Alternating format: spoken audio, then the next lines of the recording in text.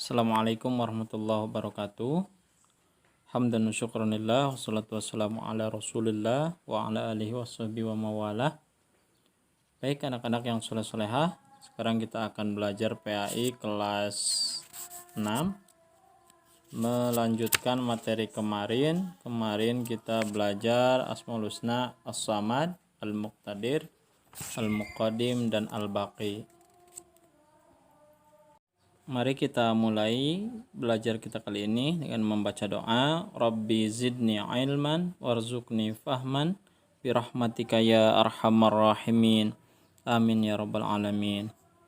Baik anak-anak, sekarang kita akan melanjutkan dengan materi mengakui nama-nama Allah Subhanahu wa taala yang indah dalam kehidupan kita.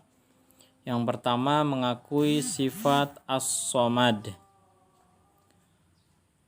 As-Samad artinya Allah Maha dibutuhkan. Dalam Quran surat Al-Ikhlas, Allahus Samad. Allah Subhanahu wa taala tempat meminta segala sesuatu. Jadi kita pun harus selalu memohon bantuan hanya kepada Allah Subhanahu wa taala. Apa yang dapat kita terapkan dari pengakuan atas sifat As-Samad ini? Nah, pertama, kita harus menjadikan Allah Subhanahu wa taala sebagai tempat meminta yang utama dalam semua keinginan kita.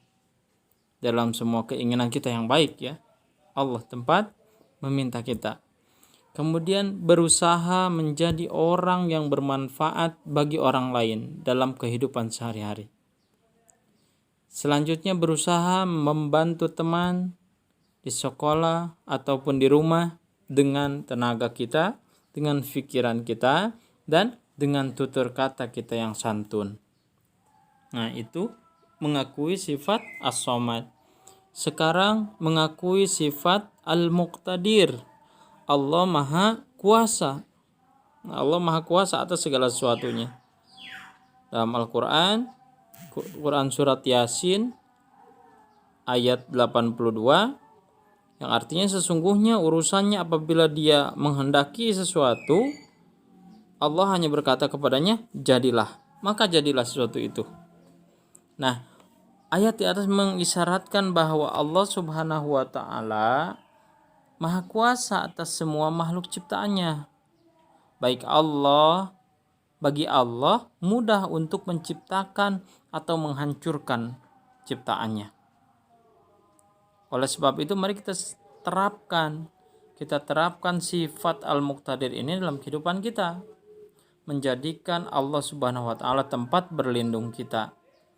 Berlomba-lomba untuk mencari amal kebaikan, fastabiqul khairat. Berlomba-lomba mencari amal kebaikan. Karena kita tidak tahu kapan bencana datang. Ini saja corona, kan kita tidak tahu. Tiba-tiba datang. Itu kekuasaan Allah.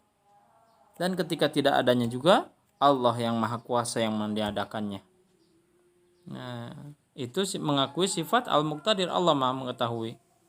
Kemudian yang ketiga, mengakui sifat Al-Muqaddim. Allah Maha terdahulu.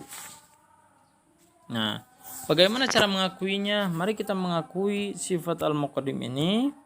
Dalam berbuat kebaikan, hendaknya kita harus lebih dulu berbuat. Sebelum kita menyuruh orang lain berbuat kebaikan, kita dulu lakukan. Ketika kita menyuruh orang lain infak, kita lakukan terlebih dahulu berinfak.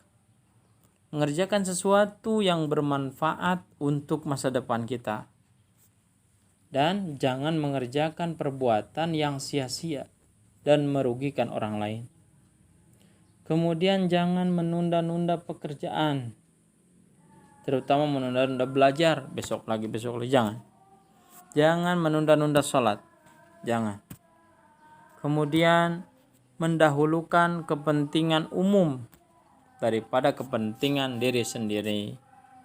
Itu cara kita mengakui sifat Allah Al-Muqaddim dan mengamalkannya dalam kehidupan sehari-hari seperti itu. Kemudian mengakui sifat Allah Al-Baqi, Allah Maha Kekal. Lihat Nabi Ibrahim pernah menganggap bulan sangat kekal, dapat menyinari kegelapan malam. Tetapi ketika siang tiba, sinar bulan lenyap. Kemudian Nabi Ibrahim menganggap matahari sangat kekal dengan sinarnya yang panas. Tetapi ketika malam tiba, sinarnya menyengat lenyap. Nah, bulan dan matahari tidak pantas untuk disembah. Demikianlah perjalanan Nabi Ibrahim menuju pengakuan kepada Allah Subhanahu wa taala yang maha kekal. Setiap ciptaan Allah akan hancur atau tidak abadi. Hanya Allah Subhanahu wa taala yang kekal dan abadi. Allah yang maha kekal itulah yang harus kita sembah. Dan lidah kita selalu bertasbih kepadanya. Coba kita pernah melihat rumah atau bangunan kantor atau pasar terbakar?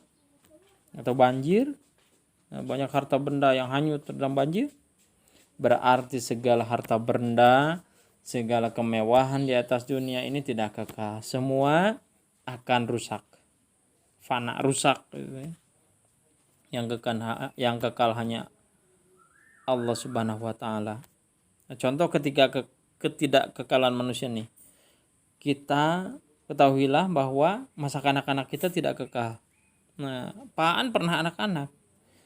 Tapi masa anak-anaknya hilang. Sekarang sudah tumbuh dewasa, nanti tua.